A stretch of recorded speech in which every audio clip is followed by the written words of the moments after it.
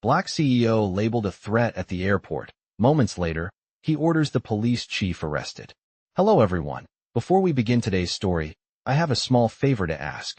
Please hit subscribe and turn on the notification bell so you never miss our channel's new videos. It's quick, free, and the best way to support us in bringing you more dramatic stories. Your support means the world to us. Where are you watching from? Drop your city or country in the comments below. Thank you very much. Now, back to our main character. Marcus Ellison stood beneath the bright concourse lights of Gate C-17 at a major U.S. international airport, the kind of place where announcements echoed every 30 seconds and rolling suitcases hummed like distant thunder. And at precisely 8:42 a.m., as boarding groups began to form, a uniformed voice cut through the ambient noise and labeled him something no traveler ever expects to hear in public: a potential threat. The word landed heavier than the carry-on at his feet, heavier than the long night flight he'd just stepped off, and for a moment the air around him felt tighter, as if the space between the jet bridge and the terminal had narrowed to a few uneasy feet. Marcus did not raise his voice, did not protest, did not reach for anything. He simply looked up, calm and still, wearing a charcoal hoodie, dark jeans, and running shoes that had seen better days, a deliberate choice that blended him into the crowd while also making him invisible to courtesy. Around him, travelers slowed, eyes flicking from the badge to his face, curiosity mixing with caution, and the language of procedure began to stack like paperwork. Flagged, secondary screening, remain where you are. Marcus had heard versions of it before, not here, not today, but the cadence was familiar, the way certainty borrowed authority from tone rather than truth. He felt the old reflex tug at him, the instinct to explain himself quickly and clearly, to be perfect so the moment would pass, but he let it go, because perfection had never been the issue. He shifted his weight, measured the distance to the stanchions, counted the digital clocks ticking above the gate, and noticed how the crowd subtly re-angled itself, a semicircle forming without anyone meaning to form it, as if caution were contagious. A nearby agent spoke into a radio, words too soft to parse, and Marcus registered the practiced choreography of escalation, how the room learned to treat him differently without anyone saying why. He remembered another terminal years earlier, another pause, another look that assumed more than it knew, and he kept his breathing even, shoulders relaxed, eyes forward, refusing to give the moment anything it could mistake for fear. His phone vibrated once in his pocket with a calendar reminder he ignored, because time was already bending toward this point, and he understood the math of waiting better than most. The accusation hovered, not shouted, not whispered, just present, and the gate monitor flashed an update that no one noticed while attention settled on him. Marcus remained composed, because composure was not compliance, it was clarity, and clarity was power when everything else was noise. He listened as procedure continued to dress itself as necessity, and he let the silence do its work, knowing that the story had only just begun. Marcus Ellison remained exactly where they told him to stand, just beyond the polished tile seam that marked the edge of the boarding lane, his carry-on upright at his side, his posture loose enough to look cooperative, but grounded enough to signal he was not shrinking. And as the minutes stretched, the quiet around him became a test the room was failing. He noticed how the agents avoided his eyes while studying the tablet screens, how language softened into euphemism when they spoke to each other, how procedure filled the gaps where judgment should have lived, and he understood that none of it was really about him as an individual, not his name, not his itinerary, not the clean boarding pass still visible in his hand. He had learned long ago that assumptions traveled faster than facts, especially in spaces built on control, and airports were among the best at it, places where authority wore uniforms and confidence arrived pre-approved.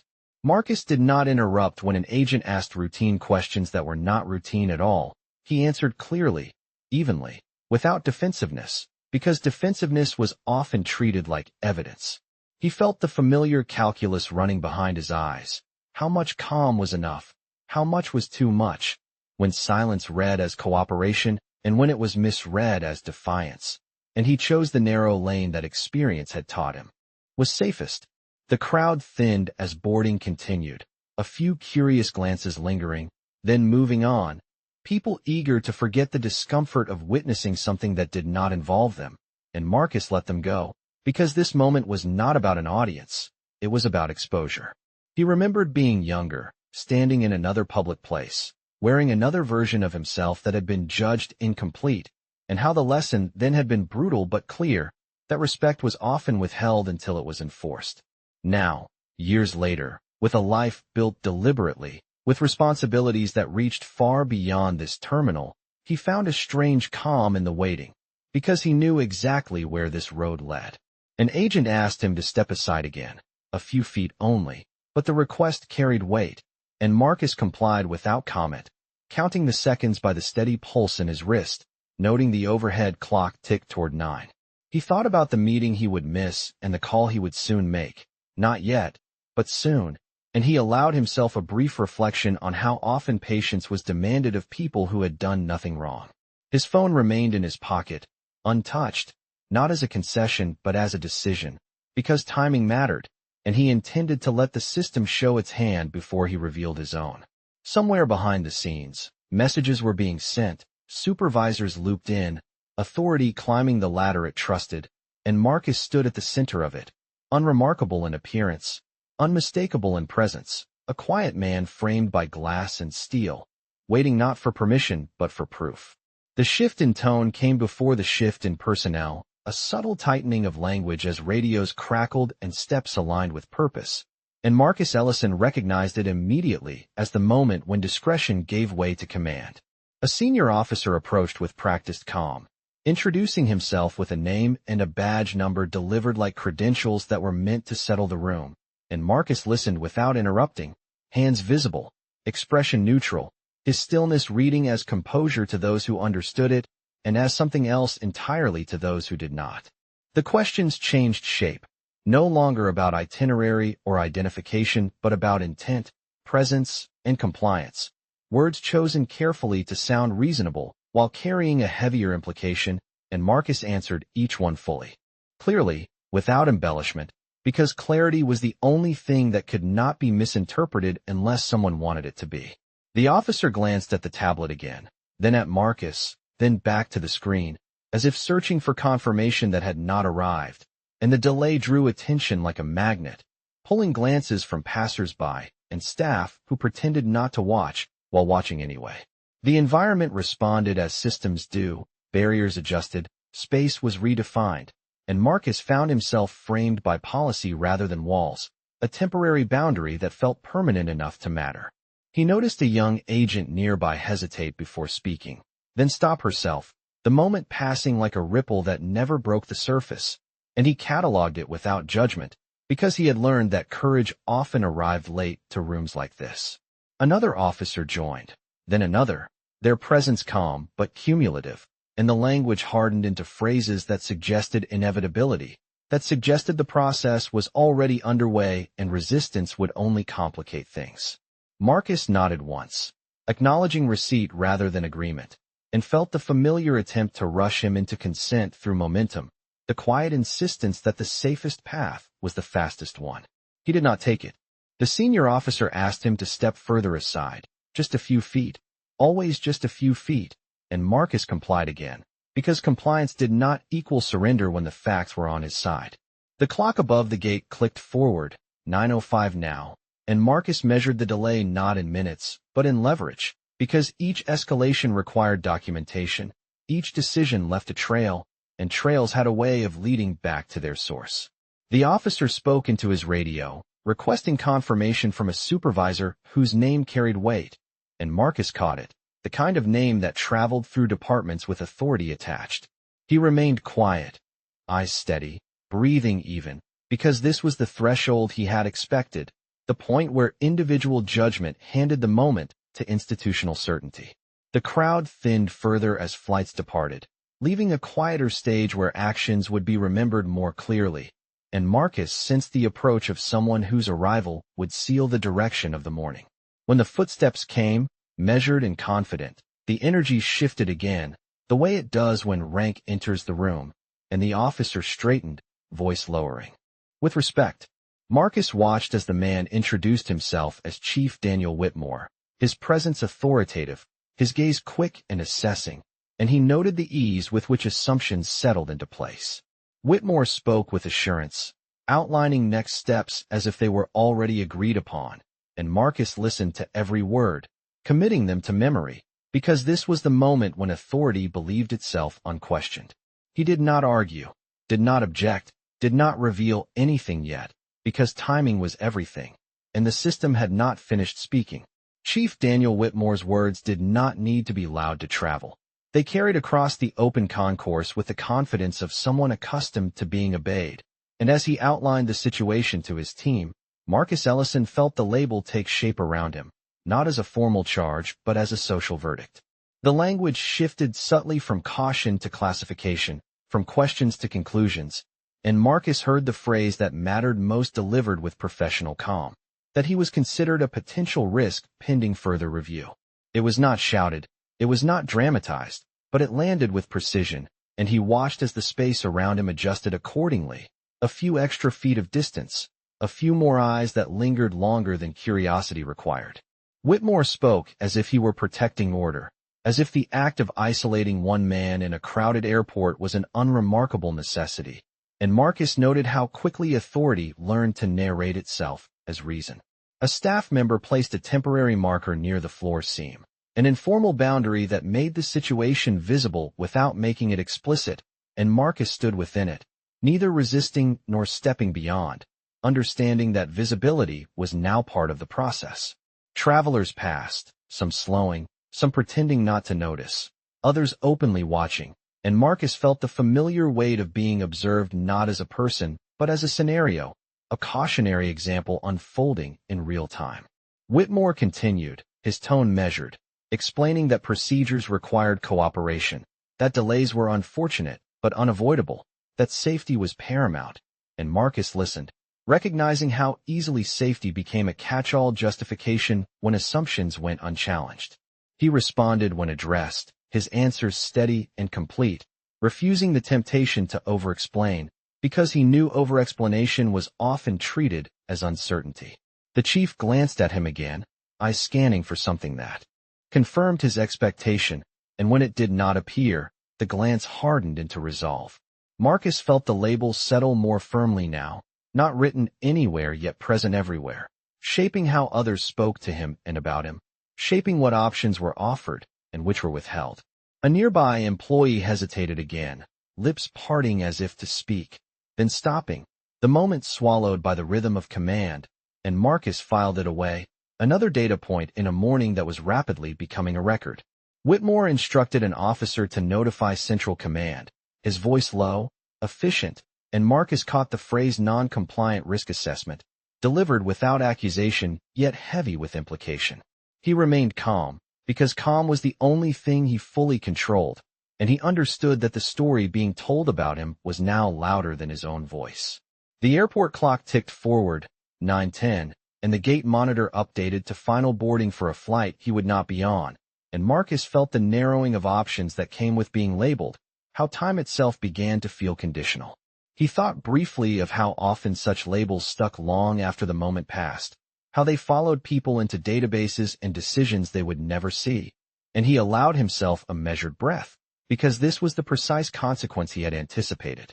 Whitmore concluded his instructions with a nod that suggested closure, as if the matter were already resolved, and Marcus met his gaze evenly, not with defiance but with certainty, because he knew that labels carried power only until they were tested. He remained within the boundary, composed and silent, letting the system complete its narrative, because only then could he respond with his own. As the label settled and the boundary held, Marcus Ellison felt time loosen its grip on the present and drift backward, not as an escape, but as a reminder, a brief memory surfacing with the clarity that only repetition could sharpen. He remembered another terminal years earlier in a smaller city, the ceilings lower, the lights harsher, when he had been traveling for a job interview with nothing but a borrowed suit and a resume folded too many times, and how a security agent had studied him longer than necessary before asking questions that sounded polite but carried a different weight. He remembered answering then too, careful and complete, feeling the same eyes on his back as he walked away, the same sense that he had passed a test no one else had been given. The memory did not sting the way it once had. It steadied him, because it traced a line from who he was then to who he had become now. And that line was unbroken by moments like this. Back in the present, the airport hummed on, indifferent and efficient, announcements chiming overhead about boarding groups and gate changes. Life continuing as if nothing unusual were happening. And Marcus recognized the pattern, how systems normalized discomfort by moving past it quickly. He stood within the invisible box drawn around him, hands relaxed, shoulders squared, eyes attentive, and felt the quiet pressure to perform gratitude for restraint that should never have been required. A nearby officer shifted his stance, glancing at Marcus with a look that hovered between curiosity and caution, and Marcus met it briefly, not to challenge, but to acknowledge, because acknowledgement was often mistaken for permission. The chief spoke again to someone on his radio, his words clipped and professional, and Marcus listened, catching the phrasing that framed the situation as preventative rather than reactive, a subtle but important distinction that justified everything that followed. He considered how often prevention was used to explain outcomes that had already been decided, and he let the thought pass without hardening his expression, because visible frustration would only feed the narrative forming around him. The memory returned once more, not of a terminal this time, but of a conference room years later, when a colleague had warned him quietly that his calm, unsettled people, that they expected anger or apology and did not know how to handle certainty delivered without noise. Marcus had smiled then, filed it away, and built accordingly, learning that power did not always announce itself, but it always kept receipts. In the present, he felt the same certainty settle in his chest, a steady knowledge that this moment was being recorded by more than cameras, by logs and timestamps and decisions that would soon be reviewed by people who understood their implications. He did not rush it, because rushing belonged to those without options, and Marcus had options, layered and deliberate. The clock ticked again, 9:15, and the chief's posture suggested patience running thin, the expectation that compliance would soon become consent, and Marcus recognized the cue. He inhaled slowly, not as a signal but as a preparation, because the memory had done its work, reminding him that he had survived worse with far less. The past did not weaken him. It clarified the present, and as the system finished telling its version of events, Marcus Ellison stood ready to introduce the facts that would change the shape of the room. The decision came quietly, without ceremony, and Marcus Ellison did not announce it to anyone in the concourse because announcements were unnecessary when intent was clear. He reached into his pocket with deliberate slowness, not because he was hesitant, but because he understood how movements were interpreted here, and he brought out his phone, holding it at chest level where it could be seen without being offered. The chief noticed immediately, his posture tightening just enough to signal concern, and Marcus acknowledged him with a small nod that carried no request for permission. He unlocked the screen and selected a contact saved without flourish, a name that meant nothing to the people watching and everything to the system they trusted. When the call connected, Marcus spoke in a voice that was calm, measured, and precise, the voice of someone accustomed to being heard without raising it. He stated his name clearly, spelled it without being asked, and referenced an oversight protocol, using language that did not challenge authority but activated it, the kind of language that moved through departments without friction. The conversation was brief, efficient, and unmistakably official, and Marcus did not pace or turn away as he spoke, because there was nothing to conceal. The chief listened from a short distance, his expression neutral but alert, and Marcus could see the calculation beginning behind his eyes, the recognition that this call did not sound like a complaint or a request. When Marcus ended the call, he returned the phone to his pocket and resumed his stillness, hands relaxed, shoulders steady, the same posture he had held all morning, and the space around him responded before anyone said a word. Radios came alive again, not with urgency but with attention, and the cadence of communication shifted, less assumption and more verification. An officer stepped slightly aside to receive a message, his eyes widening just a fraction before he schooled his expression, and Marcus noticed how quickly certainty could thin when facts entered the room. The chief asked a question that sounded procedural but carried an edge, and Marcus answered it directly, offering confirmation without explanation, because explanation was no longer required. The airport continued to function around them, announcements chiming, travelers moving, but the energy within the boundary had changed, the air less confident, more careful. Marcus felt no satisfaction in it, only alignment, because this was how systems corrected themselves when given the opportunity. Another message came through, then another, each one tightening the thread that Marcus had pulled with a single call, and the chief's stance adjusted again, authority recalibrating as new information arrived from places he could not ignore.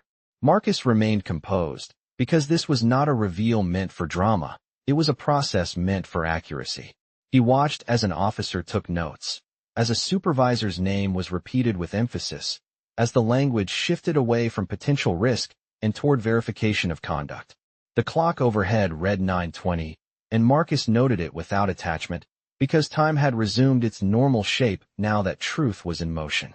He thought briefly of the younger version of himself who had learned patience the hard way, and he allowed himself the smallest internal acknowledgement that patience, when paired with preparation, could be transformative. The chief cleared his throat, his voice quieter than before, and Marcus met his gaze evenly, not with triumph but with expectation, because the system had been activated and outcomes would follow. He did not speak again, because everything that needed to be said had already been said to the people who mattered most. The room changed not with a sound, but with understanding, the kind that settles when uncertainty gives way to verification, and Marcus Ellison felt it as a subtle recalibration of attention. The chief's radio crackled again, this time with a voice that carried deference rather than assumption, and Marcus listened as his name was repeated back, correctly, carefully, with titles attached that had not been mentioned before. He did not interrupt as the confirmation unfolded, because interruption was no longer necessary, and he allowed the facts to arrive in their proper order, each one landing with quiet finality. The chief's posture shifted, not dramatically, but enough to be unmistakable, authority adjusting to new information as procedures caught up with reality. Marcus met his eyes when the chief addressed him again. His tone measured, respectful now, and Marcus responded with the same calm he had carried since the beginning, because consistency mattered more than emphasis. He clarified what needed clarification, stating plainly that his role included advisory oversight on federal transportation security frameworks, and that his presence here was neither incidental nor informal, and he did so without embellishment, because truth did not require performance. The words moved through the space like a current, changing how every nearby officer perceived the last 30 minutes, and Marcus sensed the collective recalculation happening in real time. A supervisor stepped closer, introducing herself by name, her voice precise, and Marcus acknowledged her with a nod, offering the courtesy of recognition without seeking validation. He explained, succinctly, that the label placed on him had triggered an automatic review process, and that process had now been initiated, not out of spite, but out of obligation to standards that existed for moments exactly like this. The chief listened, jaw set, eyes steady, and Marcus could see the conflict there, not anger but the discomfort of realizing that authority had moved too quickly on incomplete information. Around them, the concourse resumed its normal rhythm, but the small circle of professionals remained focused, attention sharpened by consequence. Marcus spoke again, not raising his voice, not accusing, simply stating that accountability was not punitive when it was procedural, and that the review would examine decisions, language, and escalation protocols used this morning. The chief exhaled slowly, acknowledging the scope of what Marcus had outlined, and for the first time since their introduction, he asked a question rather than issuing a directive. Marcus answered it directly, explaining that transparency would protect everyone involved if handled correctly, and that cooperation would be noted as such. The air felt lighter, not because tension had vanished, but because clarity had replaced assumption, and Marcus recognized the moment for what it was, a turning point achieved without confrontation. An officer received a message and passed it along quietly, the content evident in the way the chief nodded once, decisively, and adjusted his stance to face Marcus squarely. Marcus did not smile, did not savor the shift, because this was not about vindication, it was about standards being applied evenly. He stated one final thing, calmly and clearly, that labeling someone a threat carried weight beyond the moment, and that responsibility accompanied the power to do so. The chief acknowledged it, voice steady, and the boundary that had framed Marcus all morning was quietly removed, not with an announcement, but with a step back. Marcus remained where he was, composed and attentive, because the reveal was not a declaration of superiority, it was an assertion of truth, and truth, once spoken, had a way of reorganizing the room. The conclusion unfolded with the restraint of process rather than spectacle, and Marcus Ellison observed it with the same composure he had maintained all morning as procedures corrected themselves in real time. The chief received a final message, this one longer. Its contents reflected in the way his expression tightened into focus rather than resistance, and Marcus understood that the review had crossed a threshold from internal discussion to formal action. The supervisor who had introduced herself earlier spoke quietly, outlining next steps with precision, and the language was unmistakably administrative, not accusatory, not dramatic, but definitive. Marcus listened as the decision was articulated, that an immediate internal hold would be placed on Chief Daniel Whitmore's authority pending investigation, that his badge and command access would be surrendered temporarily as required by protocol, and that the matter would be transferred to an external oversight body to ensure impartiality. There was no raised voice, no physical urgency, only the weight of procedure asserting itself exactly as designed. The chief nodded once, a controlled acknowledgement that carried the gravity of consequence, and Marcus noted the discipline it took to accept accountability in a public space without protest. Officers adjusted positions subtly, not to surround but to separate roles, and Marcus recognized the distinction immediately. This was not punishment, it was containment, a necessary pause while facts were examined. The concourse continued its steady rhythm, announcements chiming, passengers walking past with rolling luggage, unaware that a significant correction was taking place just beyond their path.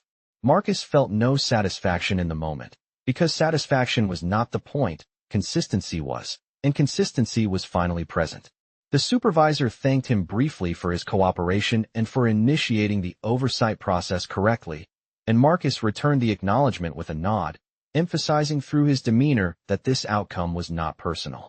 He stated calmly that the goal was accountability, not humiliation, and that the integrity of the system depended on how moments like this were handled when no one thought they were being tested. The chief listened, hands at his sides, posture steady, and Marcus could see the complexity of the moment settle in, the realization that authority carried responsibility even when intentions were believed to be sound. A document was presented on a tablet, signatures applied, timestamps logged, and the chain of custody transferred, all without spectacle, all without deviation. Marcus watched the boundary that had framed him dissolve completely, not with an announcement, but with the absence of constraint, and he stepped forward naturally, reclaiming the space that had been denied without demanding acknowledgement. He did not gloat, did not linger, because this was not a victory lap, it was a restoration. The supervisor informed him that transportation arrangements would be made to accommodate his schedule, a practical correction to a morning derailed by assumption, and Marcus thanked her, because professionalism deserved professionalism in return. As the chief was escorted away from operational command by his own protocol, Marcus reflected briefly on how quickly narratives could reverse when truth was given room to breathe. The system had not collapsed, it had adjusted, and that distinction mattered.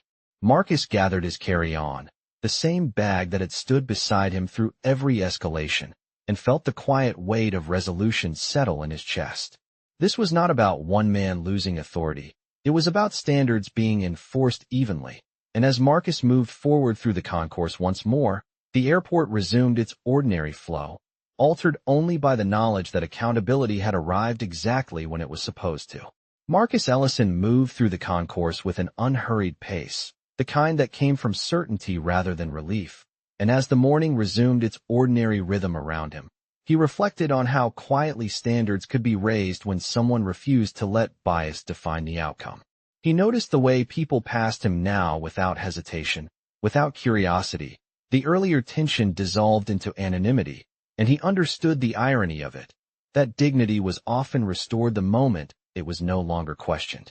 He reached the end of the terminal where natural light spilled through tall windows, pausing briefly to take in the scene. Families reuniting, business travelers checking watches, staff coordinating the next wave of departures, and he felt a steady resolve settle in, because this was never about recognition, it was about correction. The morning had tested more than one person, it had tested a system, and the system, given the chance, had chosen to adjust rather than entrench. Marcus considered how many similar moments never reached this point, how often labels went unchallenged because the person wearing them lacked the access or patience to press further, and he carried that awareness without bitterness, because bitterness distracted from responsibility. He checked his phone once, confirming updated travel arrangements, and sent a brief message that required no explanation, only confirmation that the situation had been resolved according to protocol. The response came quickly, concise and professional, and Marcus returned the phone to his pocket because efficiency did not need commentary. As he waited for boarding, he thought about the younger professionals watching from the edges earlier, the ones who hesitated, the ones who learned something today without being told what to think, and he hoped the lesson would linger, not as fear, but as awareness. When his name was finally called for boarding, it was pronounced clearly, correctly, without pause, and Marcus stepped forward with his carry-on, offering a polite acknowledgement to the agent who scanned his pass. The gate opened, not ceremonially, just as it always did, and that normalcy mattered more than applause ever could. He found his seat, stowed his bag, and settled in, the cabin filling with quiet conversation and the soft clicks of seat belts, and he felt the completion of the morning not as an ending, but as a standard set. As the aircraft pushed back, Marcus looked out at the tarmac, vehicles moving with purpose, crews coordinating with practiced efficiency, and he considered how accountability worked best when it was built into routine rather than reserved for spectacle. He did not replay the chief's face or the moment authority shifted, because dwelling on reversal was less important than focusing on prevention. The lesson, as Marcus understood it, was simple and enduring.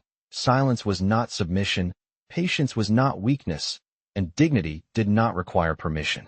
As the plane lifted into the sky, leaving the airport behind, Marcus carried with him the quiet certainty that truth, when paired with preparation, had a way of arriving exactly when needed, and that justice, when applied without noise, could change a room, a system, and a standard all at once.